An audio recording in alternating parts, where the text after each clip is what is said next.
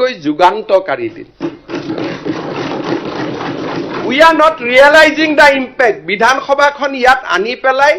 আমি আৰু অলপ প্ৰভোগ কৰি থৈ যাওঁ সেইকাৰণে আমি ইয়াত অহা নাই যিখন স্থানৰ পৰা এদিন অসমক বিভাজন কৰাৰ বাবে প্ৰচণ্ড আন্দোলন হৈছিল শ হাজাৰ মানুহে প্ৰাণ বলিদান দিছিল সেই স্থানত আজি অসমৰ একতাৰ প্ৰতীক অসম বিধানসভা ইয়াত আহি মিলিত হৈছে today is the truly A historical day আৰু এই কামখিনি কৰিবৰ কাৰণে বড়ো নেতৃত্বই কিমান ৰাইজক বুজাবলগীয়া হৈছে কিমান কম্প্ৰমাইজ কৰিবলগীয়া হৈছে আজি আপসু বড়ো সাহিত্য সভা এনডিএফবি ইউপিপিএল বিপিএল এই সমস্ত পলিটিক্যাল ক্লাছটোক আমি যিমান শুভেচ্ছা নিদিও যিমান ধন্যবাদ নিদিও তাতকৈ কম বুলি ক'লেও ভুল কৰা ইয়াত আহি বহি অসম বিধানসভা কোকৰাঝাৰৰ বিটিআৰ ভৱনত আহি অসম বিধানসভা কৰা it was not a easy issue কোনেও কৰিব পৰা নাই কোনো অসমৰ মুখ্যমন্ত্ৰীয়ে বড়োলেণ্ডত এখন ৰাজনৈতিক সভা কৰি পোৱা নাই কোকৰাঝাৰত কোনেও পোৱা নাই ৰোড শ্ব' কৰি পোৱা নাই অসমৰ কোনো মুখ্যমন্ত্ৰীয়ে ইয়াৰ কলেজৰ বিদায় সভা নৱগাত সভা এখনতো আহি পোৱা নাই শিক্ষামন্ত্ৰীও কোনো আহি পোৱা নাই সাইকোলজিক্যালি এই মানুহখিনি আমাৰ পৰা আঁতৰি গৈ আছিল তেওঁলোকেও জানে ৰাজ্য এখন কোনে বিচাৰে কোনে নিবিচাৰে তাৰ আগত আৰ্থিক অৱস্থা লুকাই থাকে যেতিয়া এখন ৰাজ্য নিৰ্মাণ হ'ব ৰাজ্য চলাবৰ কাৰণে ৰাজ্যৰ মানুহৰ পৰাই জিএসটি কালেক্ট কৰিব লাগিব ৰাজ্যৰ মানুহৰ পৰাই টেক্স কালেক্ট কৰিব লাগিব সো ৰাজ্য এখন কিমান ফিজিবল হি কিমান আৰ্থিকভাৱে হি কিমান কৰিব পাৰি এই গোটেইখিনি কথা প্ৰথমতে বিপিএফ পিছত ইউপিপিএল লগত বড়ো সাহিত্য বা আপসু they have come to a reasonable conclusion যে আমাক আত্মনিয়ন্ত্ৰণৰ অধিকাৰ লাগে আমাক হুকিয়া ৰাজ্য নালাগে এই কথাখিনি কৰিবৰ কাৰণে এই মানুহখিনিয়ে the Bodo leadership irrespective of political party ইয়াত মই মোৰ সহযোগী ইউপিপিএল কংগ্ৰেছৰ লগত বিপিএফ আছে মই পলিটিক্যাল হ'ব খোজা নাই এই গোটেই 360 ডিগ্ৰী ঘূৰিবৰ কাৰণে আজিৰ প্ৰজন্মৰ বড়ো নেতৃত্বই যিমান ত্যাগ আৰু কষ্ট কৰিছে তাক আমি ভূয়সী প্ৰশংসা কৰাৰ সময় ইয়াত প্ৰভোগ কৰাৰ সময় নহয় ইয়াত আহি প্ৰমোদ বড়োক এক্সপ'জ কৰাৰ সময় নহয় যে আপুনি একতখন একো কৰিব পৰা নাই ইয়াত আজিৰ দিনটোত আমি বড়ো নেতৃত্বক সন্মান জনোৱাৰ সময় বড়োফা উপেন্দ্ৰনাথ ব্ৰহ্মক কৃতজ্ঞতা জনোৱাৰ সময় যে আজি আপোনালোকে আমাক এইখিনি সুবিধা কৰি দিলে যে অসম বিধানসভা আহি কোকৰাঝাৰত আজি বহি আমি অসমৰ একতাৰ কথা আজি আমি ইয়াত ক'ব পৰা পৰিৱেশত ইলেকশ্যন আহিব ইলেকশ্যন যাব আমাৰ বিৰোধী পক্ষত থাকিলে ইউজুৱেলি আমি ইস্যুজ বিচাৰো যে কোন ইস্যুত চৰকাৰক আমি টেক কৰিব পাৰো কিন্তু আপুনি যিয়ে নকক কিয় 10 জনে যিয়ে নকক কিয় অসমৰ এটলিষ্ট 40টা বছৰৰ ময়ে এজন অসমৰ মুখ্যমন্ত্ৰী য'ত 8টা দিন বিটিএডিত মই ৰাতি নিশা আছো বিটিএডিত মই মুক্তভাৱে ঘূৰো মুক্তভাৱে ৰেলী কৰো ৰাজনৈতিক সভা কৰো কলেজত যাওঁ ইউনিভাৰ্চিটিত যাওঁ আজি যোৱা কেইটামান বছৰত আমি সেই পৰিৱেশ নিৰ্মাণ কৰিছো আজি বিটিএডিত অসম বিধানসভা হৈছে অসম বিধানসভা কোড হয় কাৰো প্ৰয়োজন নাই অসমৰ বাহিৰত জানিবৰ কাৰণে প্ৰধানমন্ত্ৰী নৰেন্দ্ৰ মোদী ডাঙৰীয়া আৰু গৃহমন্ত্ৰী অমিত শাহ ডাঙৰীয়াই শুভ বাৰ্তা পঠিয়াইছে because they realize the significance of today's sitting গতিকে আজিৰ সময়ছোৱা হৈছে যে কেনেকে আমি জনজাতীয়সকলৰ আত্মনিয়ন্ত্ৰণক সুদৃঢ় কৰিব পাৰো জনজাতীয় অজনজাতীয় সকলৰ মাজত সমন্বয়ৰ এটা নতুন বান্ধোন সৃষ্টি কৰিব পাৰো যেতিয়া মই ইয়াত বড়ো নেতৃত্বৰ কথা কৈছো you have also feel the pain of non-Bodo people living in the BTR আজি 60টা সমষ্টিৰ বা 40টা সমষ্টিৰ যেতিয়া 35টা ৰিজাৰ্ভেশ্যন হয় 30+5 মুকলি হয় এছাম বৃহত্তৰ ৰাইজে ৰাজনৈতিক অধিকাৰ অবিহনে জীয়াই থাকিবলগীয়া হয় তেওঁলোককো আজিৰ দিনটোত আমি ধন্যবাদ জনাব লাগিব যে অসমৰ একতাৰ কাৰণে আজি বিটিআৰ অঞ্চলত বাস কৰা অনাবৰু সমাজখনেও সৰ্বোচ্চ ত্যাগ কৰিছে It is not a easy things. আজি বিটিআৰত অলপ আগতে ৰাতিপুৱা মোৰ তাত মানুহ আহিছিলে মাৰুৱাৰী মানুহ অলপ আহিছিল তাৰ পিছত অসমীয়া মানুহ আজি নিকাছিৰ দৰে জাগাত অসমীয়া মানুহ অসমীয়া ভাষী মানুহ 52 বানপানী টুটি গৈছিলে 52 চনত তেওঁলোকে মাটিত বহি আছে আজিলৈকে মাটিৰ অধিকাৰ পোৱা নাই আৰু মই মুখ্যমন্ত্ৰী হিচাপে দিব নোৱাৰো দিনে ৰাতিয়ে কথা পাতি আছো কেনেকে ৰাস্তা উলিয়াব পৰা যায় BTR is a unique geographical area য'ত 30% 40% বড়ো লোকেৰে 6 শিডিউল হৈছে আৰু 60% লোকে বড়ো সমাজৰ নেতৃত্বক মানি লৈছে at the risk of there different rights এই জায়গাটোত আমাৰ দায়িত্ব আছে বড়ো আৰু অনাবড়ো সমাজৰ মাজত আমি অসমৰ আজি দিনটোত অসমৰ আমি অভিভাৱক শব্দটো নকওঁ আমি অসমৰ আজি সেৱক অসমৰ মানুহে আমাৰ মুখলৈকে চাই আছে বড়ো আৰু নন বড়ো লোকৰ মাজত সমন্বয় সৃষ্টি কৰাৰ দায়িত্ব আমাৰ It is not a easy 6 schedule. It is a very difficult 6 schedule. Karbi Anglong Dima Hasautকৈ ইয়াৰ পৰিবেশ বহুত জটিল আছিল এই পৰিবেশৰ মাজত আজি আমি সমতা আৰু সমন্বয়ৰ আমি নতুন ইতিহাস ৰচনা কৰিবলৈ ইয়াত আহিছো আৰু আজি বিটিআৰ নিৰ্মাণত বড়ো জনসাধাৰণ আৰু ইয়াৰ লগত বিটিআৰ অঞ্চলত বাস কৰা অনাবড়ো জনসাধাৰণ দুইটাই বড়ো সমাজে নিজৰ ৰাজ্যৰ দাবী প্ৰত্যাহাৰ কৰিছে অনাবড়ো সমাজে নিজৰ ৰাজনৈতিক অধিকাৰক পিছপেলাই থৈ অসমৰ স্থায়ী শান্তিৰ বাবে সহবাস কৰাৰ সিদ্ধান্ত গ্ৰহণ কৰিছে This is a unique opportunity আৰু এই গোটেই পৰিবেশটো আমি প্ৰভুক নহয় আমি তেওঁলোকক সহায় কৰিব লাগিব সহযোগিতা কৰিব লাগিব বড়ো নেতৃত্বক শক্তিশালী কৰিব লাগিব অনাবড়ো নেতৃত্বক বড়ো নেতৃত্বৰ লগত আমি একেটা ৰুমত বহুৱাই তেওঁলোকৰ মাজত আমি এটা মিলনৰ হাকু নিৰ্মাণ কৰিব লাগিব We have a greater responsibility আমাৰ বহুত ডাঙৰ ৰেসপন্সিবিলিটি ইয়াত আছে আজি আপোনালোকে ইয়াতে কৈছে যে বডুফা উপেন্দ্ৰনাথ ব্ৰহ্মৰ কথা আমি কেইজন অসম বিধানসভাৰ বিধায়ক কেইজন মন্ত্ৰী দতমাত গৈ তেখেতৰ যি সমাধিস্থলী তাতে সেৱা কৰাৰ সুযোগ লৈছে কোনজন গৈছে আমাৰ দায়িত্ব তেওঁলোকৰ আবেগক আমি সন্মান জনাব লাগিব জনজাতীয় লোকক ৰাস্তা আৰু ঘাটতকৈ তেওঁলোকৰ সাংস্কৃতিক আৰু ঐতিহ্যৰ প্ৰতি তেওঁলোকৰ আটাইতকৈ বেছি চিন্তা ভাষাৰ প্ৰতি চিন্তা আপোনাক 6 লেন ৰাস্তা তেওঁলোকক প্ৰয়োজন নাই হিলৰ ৰাস্তাত থাকিব কিন্তু বাগৰুম্বা জীয়াই থাকিব লাগিব বড়ো ভাষা জীয়াই থাকিব লাগিব These are very sensitive moment of our history গতিকে মই সকলোকে ধন্যবাদ জনাম যে আজি আপোনালোক ইয়াত আহি উপস্থিত হৈছে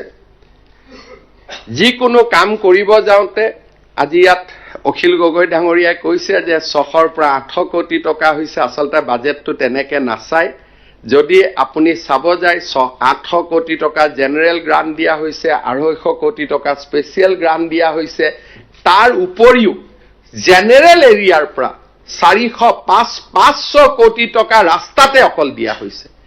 বিপিএফৰ দিনত যি পাইছিল কংগ্ৰেছে যি পাইছিল তাতকৈ কেইবা মাইলো আমি ক্ৰছ কৰিছো অকল এই বছৰতে 600 কোটি জাগাত আপুনি কৈছে 1000 হ'ব লাগে এই বছৰত মোৰ যিমান দূৰ বিশ্বাস 1500 পৰা 1800 কোটি টকা তেখেতসকলক আমি দিছো Water resource পৰা 500 কোটি পিডব্লিউ ডিপাৰ্টমেন্টৰ পৰা 500 কোটি কোকৰাঝাৰত ষ্টেডিয়াম 150 কোটি কিমান কাম আমি কৰি আছো তাৰ কোনো হিচাপ নাই কিন্তু এই কামখিনি কৰাৰ পিছতো মই কম যে আমি আৰু কৰিব লাগে উই শুড ডু মোৰ অলপ আগতে আমি পিডব্লিউডি ৰাস্তা আছিলে অলপ আগতে মই প্ৰমোদ বড়ো ডাঙৰীয়া দুৰ্গা দাস বড়ো ডাঙৰীয়াক একেলগে লগ কৰিছো যে প্ৰমোদ বড়ো দুৰ্গা দাস বড়ো দুইজনকে মিলি মই 400 কোটি টকা দিম আপোনালোকে ঠিক ঠাক কৰি ৰাস্তাখিনি ভগাই লওক সব এইখন চৰকাৰ একেবাৰে নহলে আজি এই সভা আপুনি ইয়াত কৰিবই নোৱাৰে সকলোৰে মুখত সাফল্যৰ হাঁহি ইএম বিটিসি সিএম আপুনি কৈ আছে বড়োলেণ্ড একৰ্ড ইমপ্লিমেন্ট হোৱা নাই আপোনাৰ লগত প্ৰমোদ বড়োৱে ভাত খাও থাকোতে আপোনাক বুজাই আছে যে আমাৰ কামবোৰ হৈ আছে আপুনি কৈছে হোৱা নাই তাৰমানে সকলোৰে মুখত সকলোৱে আজি বুজি পায় যে this is a sincere government they are trying to do whatever they can do but this is a sensitive area আপুনি কোৱাৰ দৰে উলিয়াই দিয়ক গাঁও সমুয়াই দিয়ক গাঁও তেনেকে হলে ইয়াতে সঁচাকৈ আপুনি কোৱাৰ দৰে অস্ত্ৰৰ জনজননী আৰম্ভ হ'ব বড়ো সমাজক মৰম লাগে সন্মান লাগে আজি আপুনি বিশ্বাস কৰিব আপুনি কৈছে যে কি কৰিছে কোকৰাঝাৰত বড়োলেণ্ড ইউনিভাৰ্চিটি আছিল আজি একেখন এই সৰু কোকৰাঝাৰতে মই আৰু এখন কোকৰাঝাৰ ইউনিভাৰ্চিটি কৰাৰ প্ৰস্তাৱ দিছো মাত্ৰ এই সৰু চহৰতে অসমত দুখন ইউনিভাৰ্চিটি হ'ব এটা আপুনি শুনাৰ পিছতে কালি মোক ক'ব যে শিৱসাগৰটো কৰিব লাগে বুলি আৰু যিমান কাম হৈ আছে মই যদি লিষ্টখন দিব যাওঁ কালি পৰখি বিধায়কসকলে মোক ক'ব এইবিলাকটো গমেই পোৱা নাছিলো আমাৰ তাত কিয় হোৱা নাই বুলি এই সাফল্যৰ হাঁহি পুলিচ মিলিটাৰী একো নলগোৱাকৈ এই যে সকলোৰে মুখত আজি সাফল্যৰ হাঁহি দেখিছে this is absolutely hard work right from prime minister to the people of Bodoland আজি তেওঁলোকৰ complete বড়ো ওদালগুৰি কোকৰাঝাৰৰ সাম্প্ৰদায়িক সংঘৰ্ষ today what is there আজি কংগ্ৰেছ দলে কীৰ্তিত্ব লয় যে সংখ্যালঘুৰ আটাইতকৈ আমি বন্ধু বুলি আজি মই একো ডেটা নকওঁ কিন্তু সৰ্বানন্দ সোণোৱাল আৰু হিমন্ত বিশ্ব শৰ্মা চৰকাৰৰ দিনত এটাও সাম্প্ৰদায়িক সংঘৰ্ষ হোৱা নাই এজনো মুছলমান লোকৰ মৃত্যু হোৱা বিটিআৰত দিজ আৰ পিয়ৰ ষ্টেটিষ্টিক্স আৰু ষ্টেটিষ্টিক্সৰ ওপৰতো কোনেও কথা ক'ব নোৱাৰে আজি প্ৰথমবাৰৰ বাবে বড়ো ভূমিৰ ইলেকশ্যনত মুছলমান মানুহে মুকলিকৈ ভোট দিছে বঙালী মানুহে ভোট দিছে অসমীয়া মানুহে ভোট দিছে আৰু ভোট কাক দিছে বড়ো ল্যান্ডৰ দুইটা পাৰ্টিকে দিয়া নাই কোনোবাই হয়তো কংগ্ৰেছক দিছে কোনোবাই নৱশৰণীয়াৰ পাৰ্টিক দিছে কোনোবাই বিজেপিক দিছে কিন্তু দুইটা বড়ো ৰাজনৈতিক দলে পিছদিনাখন গৈ সোধা নাই তহঁতে আমাক কিয় ভোট দিয়া নাই বুলি This is what we have created. This is what we have created. Democracy, we have brought back democracy to BTR. We have brought back maximum মানুহৰ মাজত আত্মবিশ্বাস আৰু আপোনালোকে আৰু জানি গম পাব যে absolute no interference. বড়োলেণ্ড কাউন্সিলৰ ভিতৰৰ কোনো কথাত অসম চৰকাৰে কতোৱে ইন্টাৰফেয়াৰ নকৰে কাৰ্বি আলং ডিমা হাছাও কতোৱে ইন্টাৰফেয়াৰ নকৰে আগতে তাৰ বাজেট অসম বিধান সভাই বনাইছিল কোন বিভাগত কি দিব লাগে আমাৰ চৰকাৰে যোৱা বছৰ সিদ্ধান্ত ললে যে আমি বাজেট নবনাও আমি মাত্ৰ টকাটো দি দিম budget will be prepared by the this assembly BTR assembly Karbi আলং এসেম্বলি ডিমা হাছাও এসেম্বলি আজি আপুনি কৈছে সাবজেক্ট ট্ৰান্সফাৰ কৰিব লাগে Assam government has given no objection যে যিমান সাবজেক্ট লাগে বিটিআৰত লৈ যাওক আমাৰ কোনো আপত্তি নাই এক্সেপ্ট হোম ডিপাৰ্টমেন্ট যিমান জি লাগে লৈ যাওক আৰু সেই কাৰণে 125তম সংশোধনী আজি হোৱাৰ পথত গৈ আছে আৰু 125তম সংশোধনী হৈ যোৱাৰ লগে লগে BTR accord will be implemented in 100% অকল হেতুৱে বাকি আছে আৰু তাৰো আলোচনা চলি আছে কোভিডৰ সময়খিনিক বাদ দিলে 3.5 বছৰৰ ভিতৰত ইমান স্পিড ইমপ্লিমেন্টেশন কতো হোৱা নাই গাঁও 20-25 বছৰলৈকে চলি থাকিব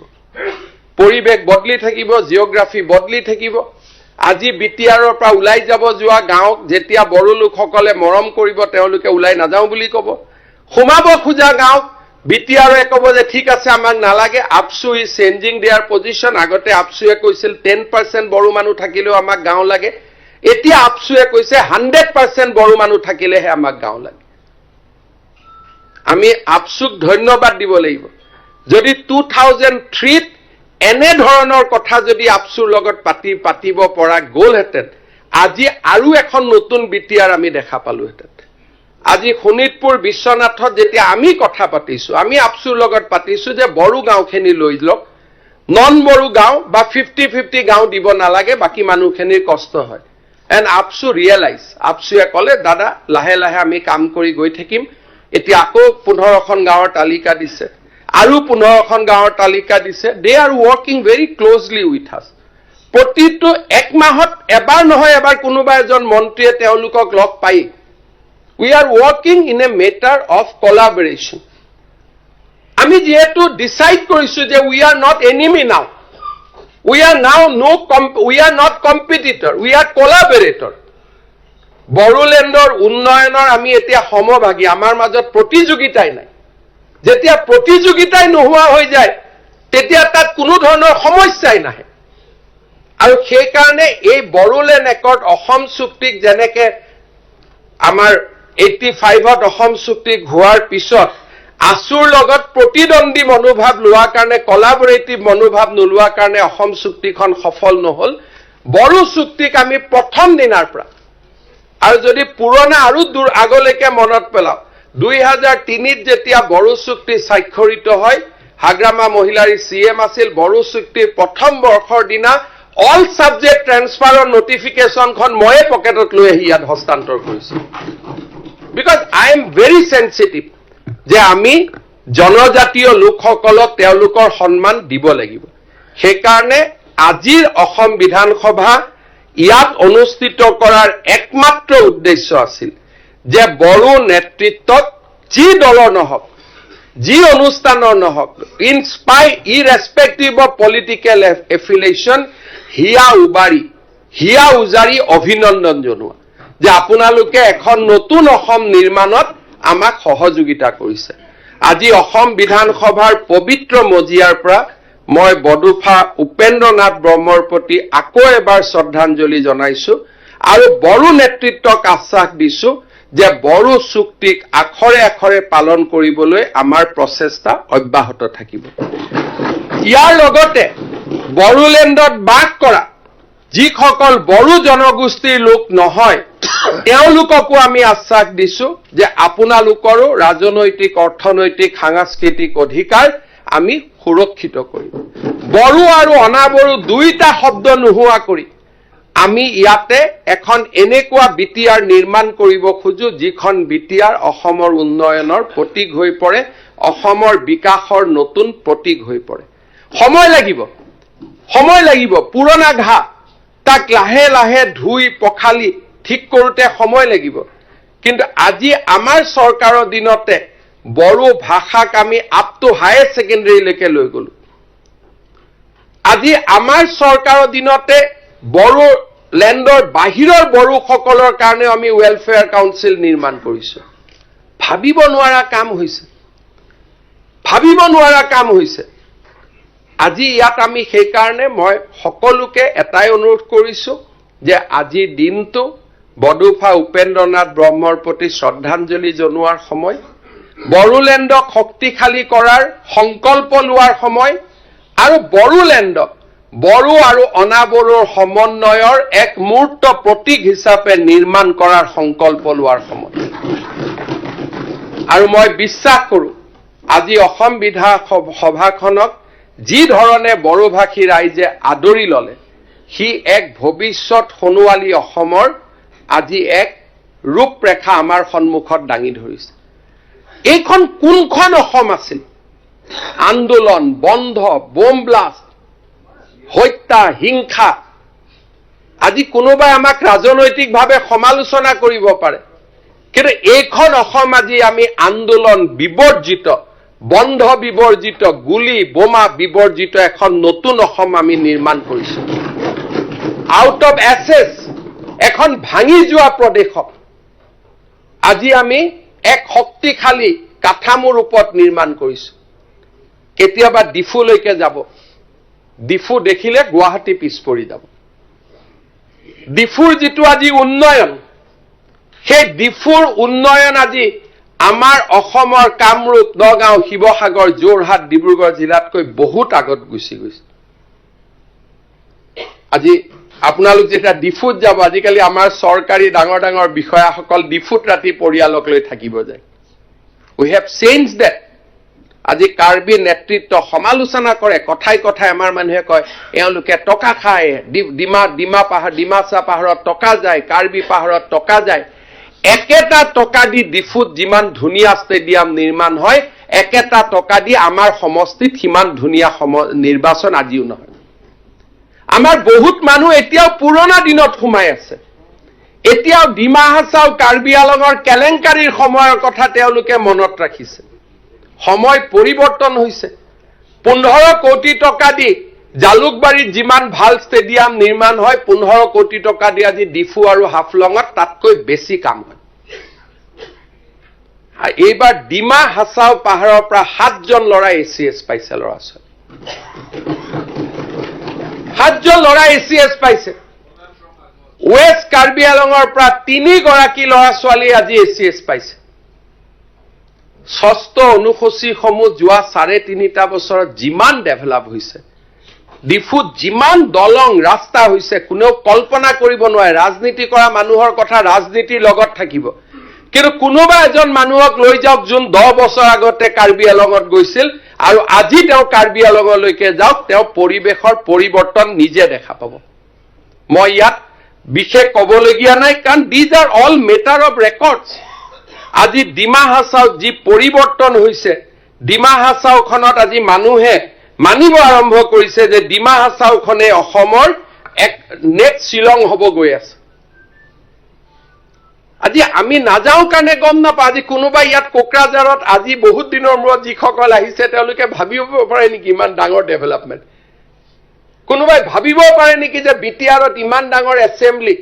বিটিআৰ ইউনিভাৰ্চিটি বিটিআৰত কোকৰাঝাৰ ইউনিভাৰ্চিটি মানুহে ভাবিব নোৱাৰে এইখনতে মেডিকেল কলেজো আছে কোকৰাঝাৰত ইঞ্জিনিয়াৰিং কলেজ আছে এতিয়া সিআইটি আছে সাই জাগাত ষ্টেডিয়াম বনাবৰ কাৰণে 150 কোটি টকা ফুটবল ষ্টেডিয়াম হৈছে সেক্ৰেটাৰিয়েটৰ সন্মুখতো পুৰণা ট্যাঙ্ক নাই আৰ্মি জেনাৰেলে দুৰান কাপ পতাৰ কৃতজ্ঞতা হিচাপে ইয়াতে ট্যাঙ্ক দি থৈ গৈছে যে ই সৌৰ্য আৰু বীৰ্যৰ প্ৰতীক হয় আজি মইতো অনুৰোধ কৰিম যে আমাৰ ফ্যামিলিলৈ আমি কাৰ্বি আলং ডিফুত যাব লাগে কোকৰাঝাৰত আহিব লাগে উইল সি এ চেঞ্জ আজি তামুলপুৰত যাওক বাক্সাত যাওক যেনেকে পাগলাদিয়াৰ ওপৰত দলং বনিছে কোনো কল্পনা কৰিব নোৱাৰে তামুলপুৰত মই যেতিয়া প্ৰথম গৈছিলো 3.5 বছৰত আৰু আজি 3.5 বছৰ পিছত তাত মেডিকেল কলেজ ৰাষ্ট্ৰপতিৰ ভ্ৰমণ গৃহমন্ত্ৰীৰ ভ্ৰমণ বিএসএফৰ অৰ্ডিনেন্স ফেক্টৰী পাগলাদিয়াৰ ওপৰত দুখন দলং তামুলপুৰ জিলা আমি ভাবিব নোৱাৰা পৰিৱৰ্তন হৈছে শান্তি এনে অহা নাই কোনোবাই মানুহে ভাবে যে এনে শান্তি আহিলে নি আজি লাহে লাহে এই 6 শিডিউল এৰিয়া বিলাকত যেনেকে শান্তি উভতি আহিছে মইতো মাজে মাজে ভাবো যে অসমৰ আটাইতকৈ বিকশিত অঞ্চল বিলাক পিছ পৰি যাব আজি কাৰ্বি আলঙত যদি এটা উদ্যোগ স্থাপন কৰাৰ কথা হয় ডিমা হাছাওত যদি উদ্যোগ স্থাপন কৰাৰ কথা হয় বিটিআৰত যদি উদ্যোগ স্থাপন কৰাৰ কথা হয় তাত কোনো প্ৰতিবাদ নাই মানুহে আদৰণি জনায় যে হয় আমাৰ ইয়াত ডেভেলপমেন্ট লৈ আহক এই তিনিখন জায়গা মই আজি মানুহটো কিমান দিন থাকে নাথাকে মানুহে নাজানে 25 বছৰ পিছত মই থাকিম আৰু নাথাকিম মই নাজানো কিন্তু মই আজি এটা কথা প্ৰেডিক্ট কৰিব পাৰো যে Karbi Along Dima Hasao and BTR these 3 parts of Assam will be the most prosperous region in days to come কাৰণ ইয়াত মানুহৰ মানসিকতাৰ অসম্ভৱ পৰিৱৰ্তন হৈছে অগ্নিবীৰ আৰ্মি সিআৰপিএফ আটাইতকৈ ইয়াৰ পৰা বেছি নিযুক্তি হয় আমিবোৰ এতিয়াও ভাবি আছো ইয়াত আমি আহিছো যে নহয় we have come for a very developed district and we want to say something যে মানুহৰ মনত ভাল লগা চকলেট লজেন্স অলপৰ কথা কৈ থওঁ যে নো দে আৰ ডুইং কম্পিটিশন উইথ আছ আজি বডোলেণ্ড ইউনিভাৰ্চিটি যিমান ফাষ্ট পৰিৱৰ্তন হৈছে অসমৰ নতুন কোনো এখন বিশ্ববিদ্যালয় ইমান ফাষ্ট পৰিৱৰ্তন হোৱা নাই আজি বড়ো ল'ৰা ছোৱালীয়ে যি ধৰণে বিপিঅ আইটিঅ যি ধৰণে কাম কৰিছে আমিবোৰ কেতিয়াবা পিছ পৰি যাম মই পিছ পৰি যোৱা বুলি নকওঁ কাৰণ I don't want to make a comment যিটো ফেকচুৱেলি কিমান সঁচা মিছা মই নাজানো কাৰণ I am speaking on perception আজি আটাইতকৈ অসমৰ বিকশিত অঞ্চললৈ এই অঞ্চলবিলাক ৰূপান্তৰিত হৈ আছে অসমৰ আটাইতকৈ পিছপৰা অঞ্চল আন্দোলন বিবৰ্জিত পৰিৱেশ আজি শান্তিৰ এক সাকুলৈ পৰিণত হৈছে বিটিআৰৰ পৰা এবাৰ 50 জন ল'ৰাই যোৱা বছৰ এচিএছ পাইছে 50 ষ্টুডেণ্টছ হেজ ক্লিয়াৰ্ড এপিএছচি আজি সময় হৈছে বিটিআৰৰ বাসীক ধন্যবাদ জনোৱা অভিনন্দন জনোৱা আৰু তেওঁলোকৰ উন্নয়নৰ বাবে আমি আকৌ নতুনকৈ আমি নিজক নিয়োজিত কৰা মই পবিত্ৰ সদনক জনাব খুজিছো যে আমাৰ লোকসভাত ৰাজ্যসভাত বিবেচিত হৈ থকা 125 নম্বৰ সংবিধান সংশোধনীয়ে বিটিআৰলৈ এক মূলভূত পৰিৱৰ্তন আনিব প্ৰথমবাৰৰ বাবে ফাইনেন্স কমিশ্যন আজি অলপ আগতে মই অখিল গগৈ ডাঙৰীয়াৰ প্ৰশ্নৰ উত্তৰ দিছো যে ভাৰত চৰকাৰে 6 শিডিউলত এটকাও নিদিয়ে কিন্তু 125তম সংবিধান সংশোধনী গৃহীত হোৱাৰ লগে লগে ফাইনেন্স কমিশ্যনৰ পৰা 6 শিডিউললৈকে টকা অহা আৰম্ভ হ'ব আৰু তাক আমি ক্ষিপ্ৰভাৱে কৰিবৰ কাৰণে আৰু অকল অসমৰ 6 শিডিউল নহয় আমি একেলগে কাম কৰিছো যাতে ত্ৰিপুৰা মেঘালয় সকলোৰে 6 শিডিউল খেনিলৈ ডাইৰেক্ট ফাণ্ড ফ্লো হয় আৰু আমি ভাবো যে আমি সফল হ'ব পাৰিম 125তম সংবিধান সংশোধনী আৰম্ভ হোৱাৰ লগে লগে 60টালৈকে বিটিআৰৰ সিট বাঢ়িব লগতে বিটিআৰত বাস কৰা অজনজাতীয় লোকসকলেও যাতে শাসন ক্ষমতা পাব পাৰে তাৰ কাৰণে প্ৰত্যেকটো ভিচিডিসি আৰু মিউনিসিপালিটি ইলেক্টেড বডিলৈ ৰূপান্তৰ হ'ব আজি আমি এক ডাঙৰ পৰিৱৰ্তনৰ কাৰণে কাম কৰিছো আৰু যেতিয়া আমি ডাঙৰ পৰিৱৰ্তনৰ কাৰণে কাম কৰো it should be slow it should be steady যদি গাড়ীখন জোৰে চলাব খুজো ই এক্সিডেন্ট হ'ব কাৰণ this is A very sensitive area লাহে যোৱাকালি আসুৰ লগত মোৰ মিটিং হৈছিল মোক কৈছিল যে চতুৰ্থ ভাষা প্ৰৱৰ্তন কৰিব লাগে 4 সূত্ৰীয় ভাষা ইংৰাজী হিন্দী অসমীয়া বড়ো মই কৈছো নো যেতিয়ালৈকে বড়ো সাহিত্য সভাই নকব আমি সেই ৰাস্তাত নাযাওঁ because we want to take every step with caution যাতে আমাৰ এটা ভুল সিদ্ধান্তই আমাৰ যিসকল বড়ো লিডাৰশ্বিপে আমাৰ লগত কাম কৰিছে তেওঁলোক যাতে বিপদত পৰিবলগীয়া নহয় মই আকৌ কৈছো I am being a political ইয়াত সদনত দুইটা ৰাজনৈতিক দলৰ মানুহ আছে আমি কাকো বিপদত পেলাব খোজা নাই we want to take every step লাহে মই অসম বিধানসভাৰ সদস্যসকলক অনুৰোধ কৰিম ইয়ালৈকে কোকৰাঝাৰলৈকে আহিব ওদালগুৰি তামুলপুৰলৈকে আহিব বহুত কথা শিকিব পাৰিম আজিৰ সদনতে মোক আপসুৰ সভাপতি দীপেন বড়ো ডাঙৰীয়াও কৈ আছিলে সকলোৱে কৈ আছিলে আমি উন্নয়নৰ বাবে আগ্ৰহী 125তম অনুমোদন যাতে খুব সোনকালে হৈ যায় তাৰ বাবে অসম চৰকাৰে ভাৰত চৰকাৰৰ লগত একেলগে কাম কৰাৰ প্ৰতিশ্ৰুতি মই পবিত্ৰ সদনত মই আপোনালোকৰ সন্মুখত ৰাখিব খুজিছো বিটিআৰৰ লগত এটা ডাঙৰ ডেভেলপমেন্ট হৈ আছে আমি সকলে জনা উচিত ভুটানত গেলেফু মাইণ্ডফুলনেছ সিটি নামৰ এখন ডাঙৰ মহানগৰ হ'ব গৈ আছে ভুটানৰ ৰজাই আশা কৰে যে ই সিংগাপুৰৰ দৰে এখন ডাঙৰ চহৰ হ'ব তাৰ অকল ইন্টাৰনেশ্যনেল এয়াৰপোৰ্টতে তেওঁলোকে প্ৰায় 8,000 কোটি টকা খৰচ কৰিব খুজিছে and total investment in Gelefu will be more than 1 lakh crore ভুটানৰ মোৰ যাত্ৰাৰ পিছত ভুটানৰ ৰজাই মোক কৈছে যে গেলেফুটটো সুপাৰ ৰিচ সকল আহি থাকিব উদ্যোগ ক'ত কৰিব ব্যৱসায় ক'ত কৰিব ভুটানৰ ৰজাই মোক কৈছে যে আপুনি এই সময়ৰ লগত সুযোগ ৰাখি বিটিআৰটো ডেভেলপ কৰক এতিয়া আমি সিদ্ধান্ত লৈছো যে গেলেফুৰ লগে লগে আমি দাঁতগাড়ী যাতে গেলেফুৰ ব্যৱসায়টো আমি দাঁতগাড়ীত ল'ব পাৰো আমি দাঁতগাড়ীক উন্নয়নৰ বাবেও আমি কাম কৰাৰ বাবে সিদ্ধান্ত লৈছো মই আগতে কৈছো যে চিৰাং এণ্ড কোকৰাঝাৰ এই দুইখন জিলাই অসমৰ প্ৰতিখন জিলাক পিছপেলাই থৈ যাব ইয়াত যেটো আমি আহি কৈছো টকা দি দিয়ক ইটুক দি দিয়ক আমি হাত পাতিব লাগিব এটি যে আমাক দিয়ক কাৰণ ইয়াত যেটো ডেভেলপমেন্টৰ পেছ আছে আৰু মানুহে বিকাশ বিচাৰিছে আটাইতকৈ ডাঙৰ কথা গেলেফু হৈ যোৱাৰ পিছত চিৰাং আৰু দাঁতগিৰি অসমৰ আটাইতকৈ বিকশিত জিলালৈ ৰূপান্তৰিত হ'ব মেবি ইকুইভেলেন্ট টু গুৱাহাটী কাৰণ গোটেই ভুটানত তেওঁলোকৰ যেটো ডেভেলপমেন্ট 8 কিলোমিটাৰ দূৰত চিৰাং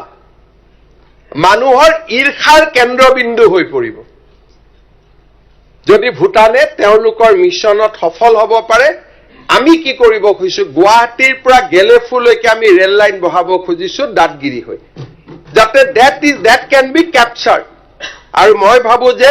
আমাৰ অসম এডভান্টেজ সামিটৰ সময়ত গৃহমন্ত্ৰী আমাৰ ৰেল মন্ত্ৰী ডাঙৰীয়াই এই ঘোষণা কৰিব পাৰিব 10খন কলেজ আমি প্ৰভিন্সিয়েলাইজ কৰিছো এইবাৰ আমি বিধানসভাত প্ৰাদেশিকৰণৰ আইন আনুতে বড়ো চুক্তিৰ 6.3 ক্লজক আৰু অলপ কেনেকে আমি শক্তিশালী কৰি ইমপ্লিমেন্ট কৰিব পাৰো তাৰ কাৰণে আমি কাম কৰিব খুজিছো ইয়াৰ লগে লগে মানে স্যাৰ ডক্টৰ ডাঙৰীয়া মানে বড়ো মাধ্যমৰ স্কুল আৰু ইয়াত থকা অসমীয়া মাধ্যমৰ ভেঞ্চাৰ স্কুলখিনি চৰকাৰীকৰণ কৰাৰ ব্যৱস্থা কৈ আছে এই বিষয়ে এইটোকে ক'লো সেইটো কৰি দিব লাগে কৈ আছে আজি এইটো ভাল মেছেজ এটা যাব লাগে মেছেজ তেনেকে নাযাব ইয়াত কৰিলে শিৱসাগৰ কলেজে কেছ কৰি দিব শিৱসাগৰ স্কুলে কেছ কৰি দিব স্পেচিয়েল হাইকোৰ্টে নামানে নহয় আপুনি গতিকে বুক কৰিব দিয়ক মই কৰি আছো সুন্দৰ কৰি যাতে কতো বাধা নহয় 10খন কলেজক প্ৰাদেশিকৰণ কৰিলো এটাও কোৰ্টত কেছ নহল because I am taking step logically আৰু তেখেতসকলক বিশ্বাসত লৈ লাহে লাহে কৰি গৈ আছো গতিকে গোটেই কামখিনি কোৰ্টত কেছ নোহোৱাকৈ গৈ আছে অসম একদম সৰু কথা সব গৈ আছে সৰু আজি আমি এতিয়া কাৰিগাঁৱৰ পৰা কোকৰাঝাৰলৈ আহিলো এই ৰাস্তাটো আমি 4 লেন বনাবৰ কাৰণে সিদ্ধান্ত গ্ৰহণ কৰিছো কোকৰাঝাৰৰ পৰা কাৰিগাঁৱলৈকে যোৱা ৰাস্তাটো আমাৰ ভুটানৰ নেশ্যনেল হাইৱেৰ পৰা সৰলপাৰালৈকে যোৱা ৰাস্তাটো আমি 4 লেন বনাব খুজিছো ফৰেষ্টখিনি 3 লেন বাকীখিনি 4 লেন আজি এই ধৰণৰ অসম মালাৰ আটাইতকৈ ডাঙৰ ইনভেষ্টমেন্ট বিটিআৰত হৈ আছে ওদালগুৰিত আজি আমি বড়োলেণ্ড ইউনিভাৰ্চিটিৰ এখন কেম্পাছ আমি বনাব খুজিছো আৰু 2027 চনত ওদালগুৰিত আমি এখন মেডিকেল কলেজো নিৰ্মাণৰ কাম হাতত লম These are all in our proposals আপুনি যেটো 700-400 কোটি দেখুৱাইছে এইবিলাক বিট কৰি আমি কেতিয়াবাই পাৰ কৰিলো সেইবোৰ হেকাৰণে ইয়াত কোনো এজন বিটিআৰৰ এমএলএ কোৱা নাই যে আমাক পইচা দিয়া নাই আমাক চোৱা নাই because they knows the story that we are আজি বাজেটতো আমি কৈছো যে আমি তেনেকে আগবাঢ়ি গৈ আছো বিটিআৰত যেনেকে আমি আগবাঢ়ি গৈছো কাৰ্বি আলঙত ডিমা হাছাও জিলা ৰাস্তা বনাবৰ কাৰণে মই ৱৰ্ল্ড বেংকৰ পৰা 4000 কোটি টকা আনিছো 4000 crores for one district কোনোবাই কল্পনা আমি কৰিব নোৱাৰো 6 শিডিউলৰ কাৰণে আমি ইমান কাম কৰিছো যে ডিমা হাছাও জিলাৰ গোটেই কেটা ৰাস্তা নিৰ্মাণ কৰাৰ কাৰণে 4000 কোটি টকা এটা নন্দিতা গাৰ্লুছাৰ এটাই সমষ্টি তাত দুটা সমষ্টি নাই এটাই সমষ্টি 4000 কোটি টকা আৰু কাৰ্বি পাহাৰত আজি দিনটোত নাই বুলিও 3000 কোটি টকাৰ ওপৰৰ ৰাস্তাৰ কাম হৈ আছে ভাবিব নোৱাৰা হেকাৰণে যেতিয়া আমি গুৱাহাটীত যাম আলোচনা কৰি মই আজি ইয়াত ক'ব খোজা নাই আমি গোটেই কাগজ বনাব আমি আপোনালোকক তথ্য সহকাৰে ক'ব পাৰিম আজিৰ মাত্ৰ এই বিধানসভাখনৰ উদ্দেশ্য অধ্যক্ষ মহোদয়ৰ প্ৰচেষ্টাত আমি একতাৰ প্ৰতীক হিচাপে আজি ইয়াত আহিছো বাকি আলোচনাটো আমি গুৱাহাটীতো গৈ কৰি থাকিব পাৰিম আজি মাত্ৰ ইয়াত আমি আহিছো বডুফা উপেন্দ্ৰনাথ ব্ৰহ্মৰ প্ৰতি অসম বিধানসভাৰ আনুষ্ঠানিক শ্ৰদ্ধাৰ্ঘ্য নিবেদন কৰাৰ কাৰণে Today, formally we are paying our tributes to Bodofa Upendranath Brahma. তেখেতে এটা পিছ পৰি যোৱা জাতিক কেনেকে এক আগশাৰী জাতিলৈ ৰূপান্তৰ কৰিব পাৰি, এটা নিষ্পেষিত জাতিসত্তাক কেনেকৈ আটাইতকৈ উন্নত শীৰ্ষলৈ লৈ যাব পাৰি, তাৰ প্ৰমাণ হিচাপে বড়ো জাতিক আজি নিৰ্মাণ কৰাৰ প্ৰেৰণা দিছিল। আৰু যি ধৰণে উপেন্দ্ৰনাথ ব্ৰহ্মই বড়ো জাতিক নিৰ্মাণ কৰিলে, সেই পথ যদি আমি সেই পথেৰে আগুৱাই যাবলৈ চেষ্টা কৰোঁ, অসমৰ প্ৰতিটো জাতিসত্তাৰ বিকাশ হ'ব। গতিকে মাননীয় অধ্যক্ষ মহোদয়, কৃতজ্ঞ অসমবাসী ৰাইজৰ হৈ আজিৰ এই দিনটোত মই বডোফা উপেন্দ্ৰনাথ ব্ৰহ্মক ধন্যবাদ, কৃতজ্ঞতা, শ্ৰদ্ধাঞ্জলি নিবেদন কৰিছো। আৰু বডোফা উপেন্দ্ৰনাথ ব্ৰহ্মৰ সমাধিক আমি ৰাজ্যিক সমাধি পৰ্যায়লৈ উন্নত কৰাৰ বাবে প্ৰস্তাৱ গ্ৰহণ কৰিছো। তেখেতৰ সমাধিস্থলীক আমি এক সুন্দৰ আৰু ৰাজ্যিক পৰ্যায়ৰ এক পৰ্যায়লৈ আমি লৈ গৈ আৰু তেখেতৰ জন্ম দিৱসটো ৰাজ্যিক পৰ্যায়ত ৰাজ্য চৰকাৰে সদায় দতমাত পালন কৰাৰ বাবে তেখেতৰ সমাধিত অনুষ্ঠান হিচাপে পালন কৰাৰ বাবে ৰাজ্যৰ সাংস্কৃতিক বিভাগে কাম কৰিব। ইয়াৰ লগে লগে তেখেতৰ জন্ম দিৱসটো আমি পালন কৰি আহিছো আৰু আমি প্ৰত্যেক দিনাই ছাত্ৰ দিৱস হিচাপে পালন কৰিম। দুটা কথাৰে মই সামৰণি মাৰিম। মই এটা কথা আকৌ এবাৰ কৈছো যে যি ধৰণে সংবিধান সংশোধনীৰ প্ৰস্তাৱ আছে আৰু যি ধৰণে বৰ্তমানৰ পৰিৱেশ, সেই পৰিৱেশে এটা কথা স্পষ্ট কৰি দিয়ে যে বিটিআৰৰ নেতৃত্ব সদায় বড়োভাষী ৰাইজৰ লগত থাকিব। কাৰণ যদি 60টা সমষ্টিৰ 45টা সমষ্টি শিডিউল ট্ৰাইবৰ কাৰণে ৰিজাৰ্ভেশ্যন, তাৰ মানে ইয়াৰ ৰাজনৈতিক অধিকাৰ সদায় বড়ো লোকসকলৰ মাজত থাকিব। তেওঁলোকৰ দায়িত্ব হ'ব অনাবড়ো লোকসকলক মৰমৰ চকুৰে চোৱা। তেওঁলোকৰ দায়িত্ব হ'ব তেখেতসকলকো সমাজৰ প্ৰতিটো পৰ্যায়তে আগুৱাই লৈ যোৱা। মই অসমবাসী ৰাইজৰ হৈ আমাৰ বিটিআৰত বাস কৰা অনাবড়ো লোকসকলৰ কল্যাণ আৰু কুশলৰ দায়িত্ব বড়ো জনগণৰ ওচৰত অৰ্পণ কৰিব খুজিছো। কাৰণ তেখেতসকলৰ কল্যাণৰ কথা চিন্তা কৰা অসমৰ মুখ্যমন্ত্ৰী হিচাপে মোৰ দায়িত্ব। কিন্তু বিটিআৰত মোৰ সীমিত ক্ষমতাৰ বাবে এই দায়িত্ব মই পালন কৰিবলৈ অসমৰ্থ। কাৰণ সংবিধানে মোক ইয়াত বহুত কাম কৰিবলৈ অধিকাৰ নিদিয়ে। মই আজিৰ এই সুন্দৰ দিনটোত মই বড়ো নেতৃত্বক অনুৰোধ কৰিম যে আপোনালোকে যাতে এইখন বিটিআৰত বাস কৰা অনাবড়ো লোকসকলৰ সাংস্কৃতিক, শৈক্ষিক, ৰাজনৈতিক অধিকাৰক সুৰক্ষিত কৰে। আমাৰ বড়োলেণ্ড অঞ্চলত বাস কৰা অসমীয়া ভাষী লোক, কোচ ৰাজবংশী লোক, শৰণীয়া, কছাৰী, ৰাভা, এই বিভিন্ন লোকে তেওঁলোকে বিভিন্ন সমস্যাৰ আজি সন্মুখীন হৈ আছে আৰু তেওঁলোকৰ সমস্যাসমূহ সমাধান কৰাত নেতৃত্ব লোৱাৰ দায়িত্ব আমাৰ বড়ো নেতৃত্ব। বড়োলেণ্ডত বাস কৰা সংখ্যালঘু জনতাই এতিয়াও নিৰাপত্তাৰ অভাৱ কৰবাত অনুভৱ কৰে। তেওঁলোকৰ নিৰাপত্তাৰ অভাৱ দূৰ কৰাটো বড়ো নেতৃত্বৰ দায়িত্ব। ইয়াত মই ৰাজনীতি কৰিব খোজা নাই। মই আজিৰ এই দিনটোত, সুন্দৰ দিনটোত বড়ো নেতৃত্বক বড়োলেণ্ডত বাস কৰা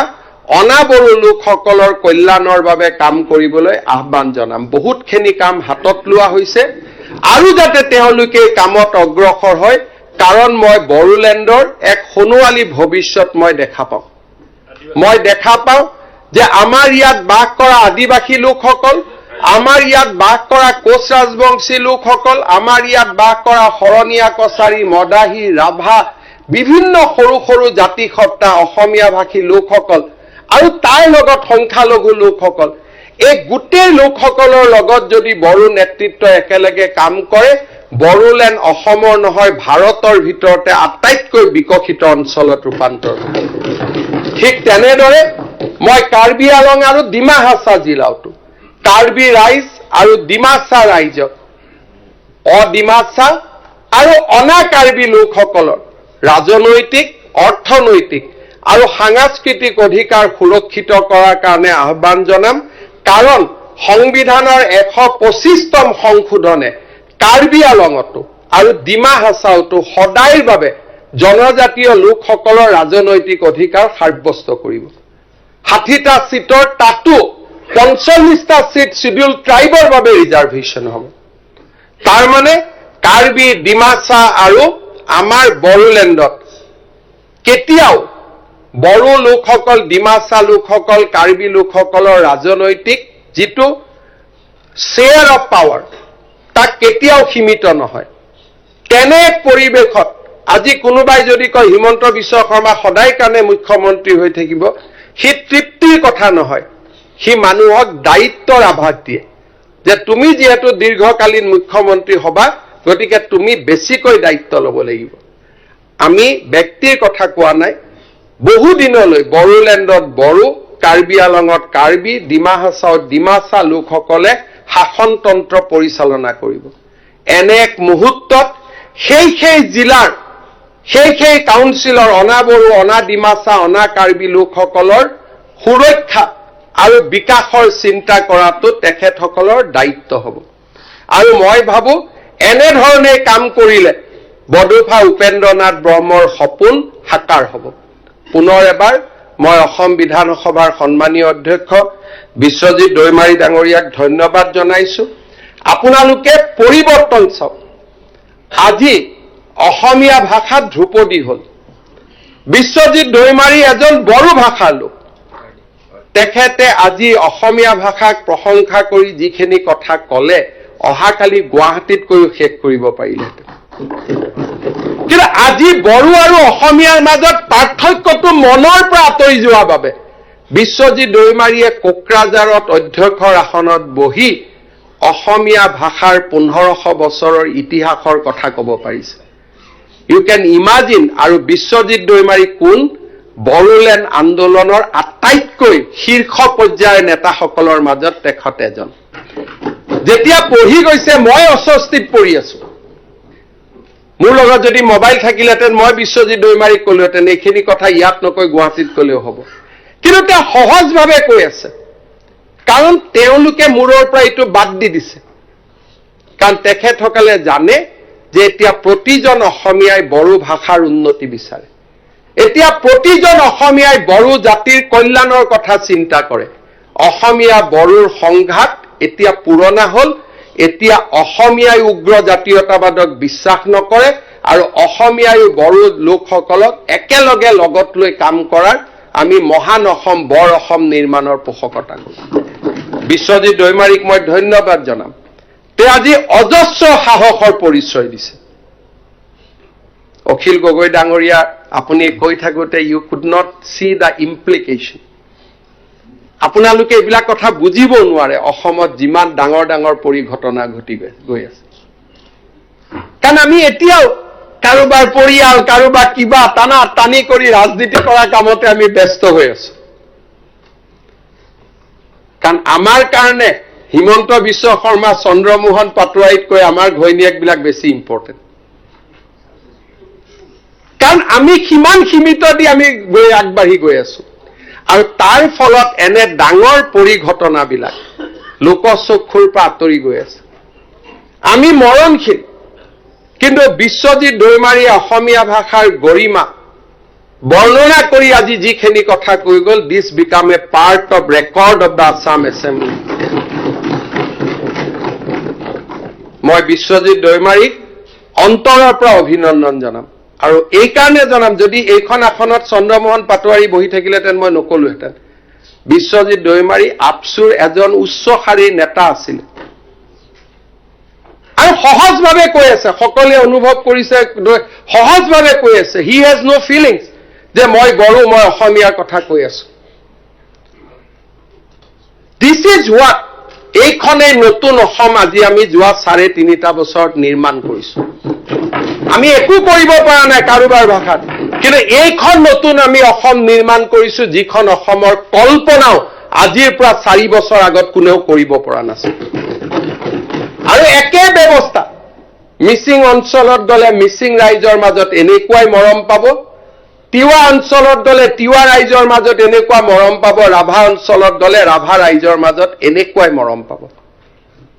এই ধৰণৰ সোণোৱাল কছাৰী গাঁৱত গ'লে একেধৰণে মৰম পাব। জনজাতীয় লোকসকলৰ মাজত আজি আস্থা আৰু বিশ্বাসৰ নতুন পৰিৱেশ এটা আৰম্ভ হৈছে। মই আশা কৰিম আমি সাৱধানতাৰে, সতৰ্কতাৰে কাৰ্বি পাহাৰ, ডিমাচা পাহাৰ আৰু বড়োলেণ্ডৰ বিকাশৰ বাবে আকৌ এবাৰ নিজক সমৰ্পণ কৰিম। বড়োলেণ্ডৰ ৰাস্তা ঘাট উন্নয়নৰ বাবে যোৱা 2 বছৰত মই 500, 1000 কোটি টকা দিছিলোঁ। আজি আকৌ এবাৰ 500 কোটি টকাৰ নতুন পেকেজ এটা মই বিধানসভাৰ মজিয়াৰ পৰা ঘোষণা কৰিছোঁ। আমাৰ বিধায়কসকলৰ লগত ইতিমধ্যে মই কথা বতৰা পাতিছোঁ। আধা তালিকা বিধায়কসকলে দিব, আধা তালিকা বিটিআৰে দিব আৰু সুন্দৰভাৱে আমি বড়োলেণ্ড নিৰ্মাণৰ কামত নিজক ব্ৰতী কৰিম। একেধৰণে ডিমা হাছাওৰ কাৰণে 100 কোটি টকা আৰু কাৰ্বি আলঙৰ বাবে 200 কোটি টকা আজিৰ বিধানসভাৰ পৰাই মই ঘোষণা কৰিছোঁ। আশা কৰোঁ এই ঘোষণাখিনিৰ কাৰণে আমাৰ কৰবাৰ পৰা অলপ কাবাৰ কাটা যাব, কিন্তু এখন নতুন অসম নিৰ্মাণৰ কাৰণে আমি এইখিনিত আদৰণি জনাম আৰু সকলোৰে লগত একেলগে আমি কাম কৰিম। অধ্যক্ষ মহোদয়, আজিৰ দিনটো আপুনি এক নতুন ইতিহাসৰ সাক্ষী হ'ল। আপোনাক মই বহুত ধন্যবাদ জনাইছোঁ। আকৌ এবাৰ ৰিপিটেশ্যন কৰিছোঁ, যিখন স্থানত অসমৰ মুখ্যমন্ত্ৰী আহিব পৰা নাছিল সেইখন স্থানত আজি আপুনি অসম বিধানসভা লৈ আহিছে। ই সাধাৰণ পৰিঘটনা নহয়। কোকৰাঝাৰত বহু দিন আছিল, আজি UDFৰ নেতাসকল কোকৰাঝাৰত আহি বিধানসভা কৰিছে। সেই দিনটোলৈকে মনত পেলক কোকৰাঝাৰ আৰু ওদালগুৰিৰ সাম্প্ৰদায়িক সংঘৰ্ষৰ পৰিৱেশ। কোকৰাঝাৰত যে কেতিয়াবা আপোনালোকে এনেকে দিনত আহিব পাৰিব, তাক সেই দিনটোত হয়তো বহুতে কল্পনাও কৰা নাছিল। কিন্তু আজি অকল আমি অহাই নহয়, ইয়াতে বহি আমি আলোচনাত ভাগ লৈছোঁ। এই নতুন অসমখন চিৰস্থায়ী হওক, এই নতুন অসমখন কীৰ্তিমান হওক, এই নতুন অসমৰ আভা আৰু শোভাই সমগ্ৰ বিশ্বক জিলিকাই তোলক। আজিৰ এই দিনটোত পৰম পিতাৰ ওচৰত তাকে কামনা কৰিছোঁ। প্ৰত্যেকজন মুখ্যমন্ত্ৰীৰ কাৰ্যকালৰ এটা হাই পইণ্ট থাকে। মুখ্যমন্ত্ৰীসকলক সোধে আপোনাৰ কাৰ্যকালৰ আটাইতকৈ সফল কি?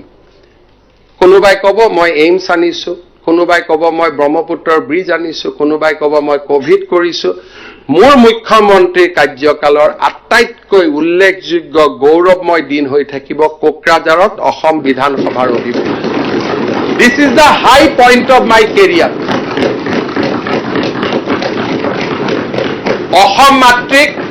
অসম মাতৃক মই ইয়াতকৈ আৰু কি ডাঙৰ উভতাই দিব পাৰোঁ মই নাজানো,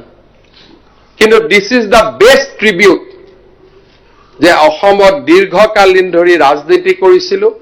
অসমৰ মানুহৰ মাজত থাকি ৰাজনীতি কৰি অসমৰ মুখ্যমন্ত্ৰীৰ আসন